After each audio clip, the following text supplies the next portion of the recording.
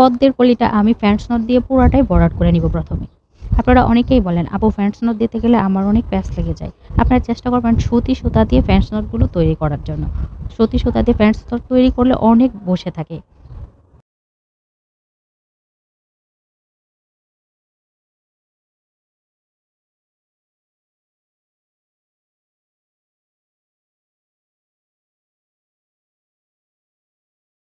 French not দিয়ে যদি কোনো কিছু ভরাট করতে পারেন তাহলে দেখতে অনেক সুন্দর একটা লুক আসে।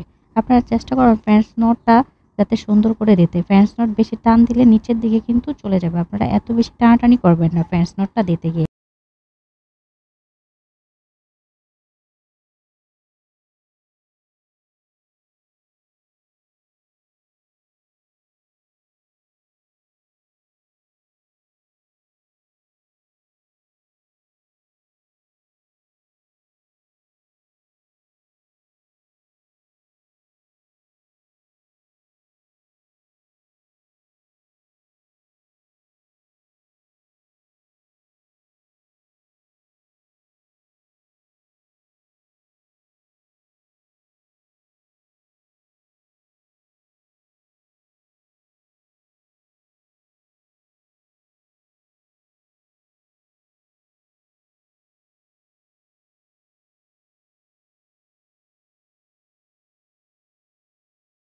আমি এই সম্পূর্ণটা ফ্রেঞ্চ নট দিয়ে ভরাট করার পর আমি এই কলিটার চারপাশে কালো সুতা দিয়ে বর্ডার করে নিচ্ছি। বর্ডার করলে একটা সুবিধা কি আপনার ডিজাইনের যে ড্রইংটা করেছেন সেটা সুন্দরভাবে ফুটে ওঠে। তারপর কাজের ফিনিশিংটা অনেক সুন্দর আসে। এরকম আরও সুন্দর, সুন্দর টিপস অ্যান্ড ট্রিক্স পেতে আমাদের ভিডিওগুলো অবশ্যই শেয়ার করে রাখতে পারেন। যাতে করে পরবর্তীতে দেখে, দেখে আপনারা নিজেরাই করতে পারেন।